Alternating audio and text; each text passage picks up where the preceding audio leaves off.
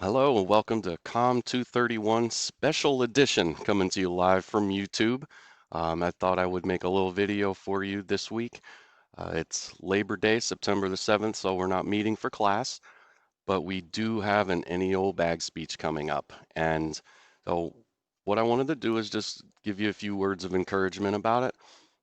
And then I'm going to do the any old bag speech myself. So maybe you can get a little bit of an idea of kind of uh, what it is that we're asking you to do. And hopefully you'll see that it really isn't too terribly hard to do.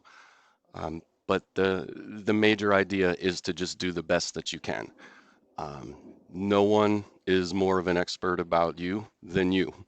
You are the foremost expert on you.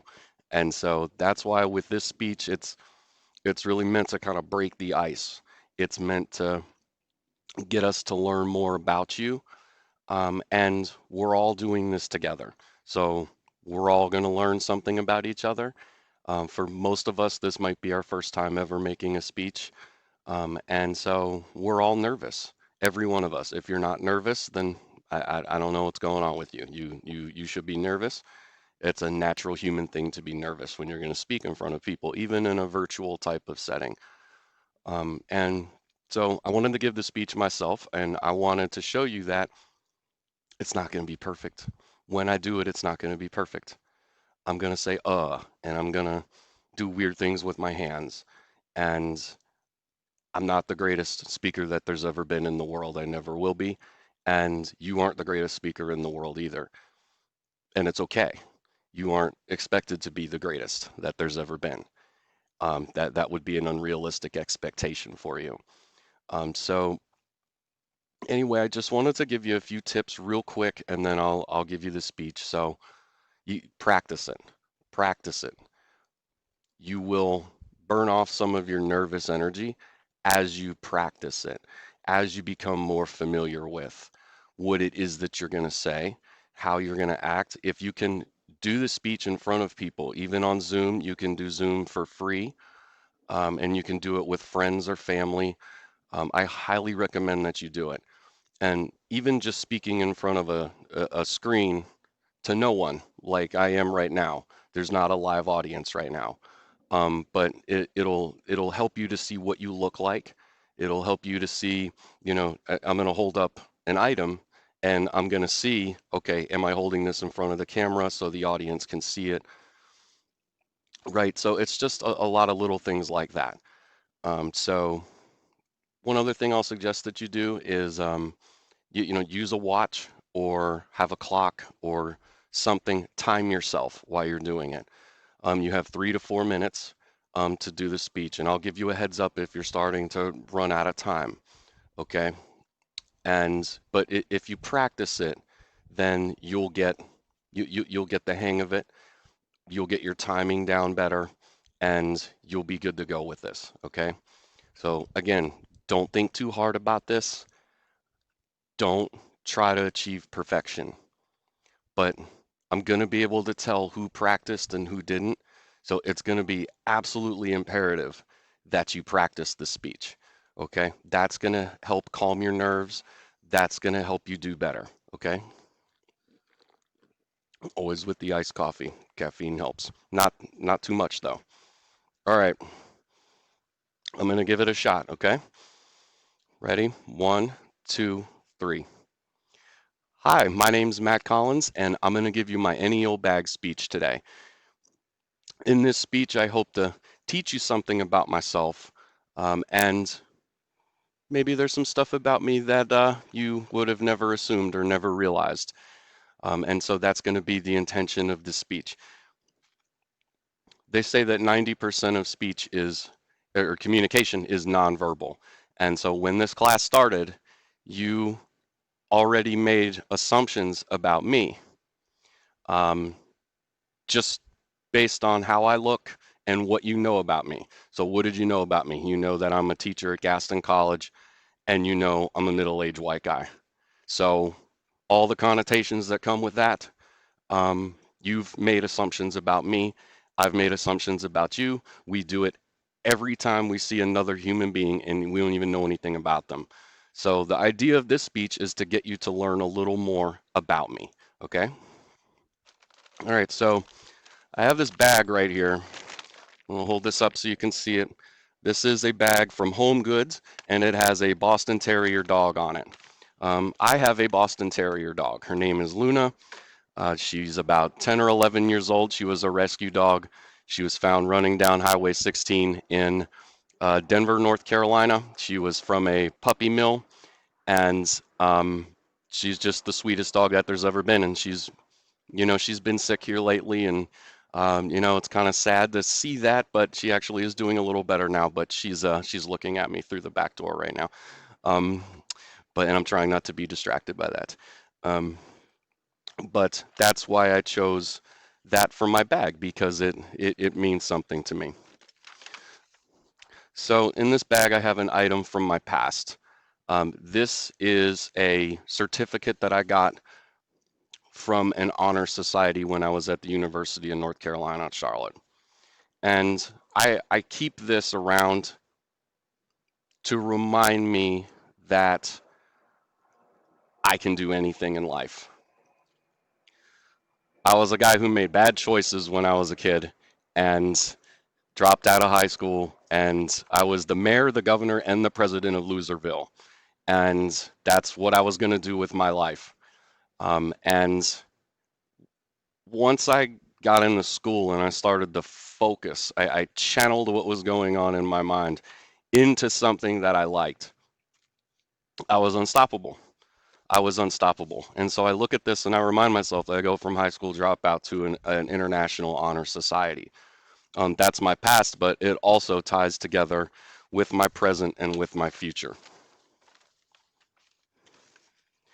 So for my present, I wanted to pull out my badges that I have for work. Okay, so one is from the bank that I work at. It's this one in Charlotte, and then the other one is Gaston College. And I look at these and I think to myself, I, I, I made it, man. I made it. And it wasn't handed to me. It was through education, it was through hard work, and it was not taking no for an answer. It was when I was met with a challenge, I figured out a way to do it. When I had to take these really hard math classes, I buckled down, I figured out how to do it because I'm not a super math person, but I still had to take it. And these remind me that I, I did something with myself, and I'm not trying to brag about myself. I'm really not. But I mean, I earned these things. I earned the jobs that I have. I earned the right to speak to you and be a teacher. And let me tell you, this is an absolute honor and a privilege to me to be able to now teach you and help you with your education and help you achieve your goals. And I'm here because I want to be, not for the pay. Let me tell you, it's definitely not about the money. With when it comes to teaching, it's because I have a passion for it, and I take this very very seriously. And I want to help you achieve your goals because this changed my life for the better. So that's my present, but it also ties to my past. And finally, for my future, um, I wanted to show you, see if you can see this. This is a wedding ring. It's actually two of them. I've been married for a few years and to my beautiful wife, Jessica, and we have a 13-year-old son. And they're they're my future. She's my future. She's my present. She's my future. She's my everything. She has been such a rock to me when I haven't always made the best decisions. And she was the one that really encouraged me to pursue this goal of teaching a few years ago. And she's always just been right by my side. She's my rock and she's my hero. She works at Caramont Regional over in Gastonia in the emergency department. So with COVID and everything going on, you can imagine what is going on. That's one of the busiest hospitals in the state in a normal time. And now with the global pandemic, it's I mean, it's crazy. It's crazy what she's dealing with. And you know, she's my everything. She's my present, she's my future, she's my best friend. And so that's why I wanted to show you this as my future. So to wrap this up, we went over my past through an item as well as my present and my future with 3 different items. I showed you my bag that has my dog on it. Isn't she cute? That's from Home Goods. Um, and I hope that you were able to learn something about me that you didn't know before.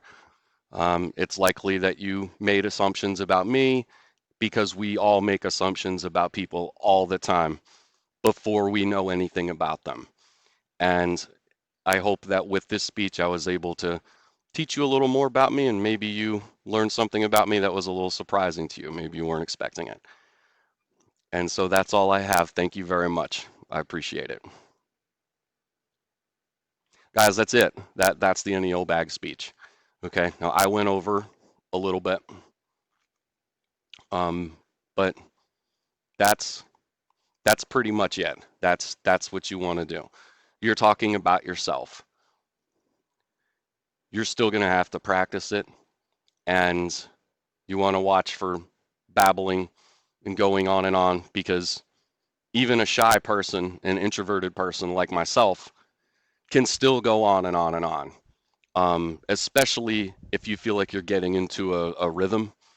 And if you make a speech and you think that it's going well, you can get into a little bit of a rhythm. And then you can go on and on and on. And likewise, if you think you messed up in a speech, you'll freeze.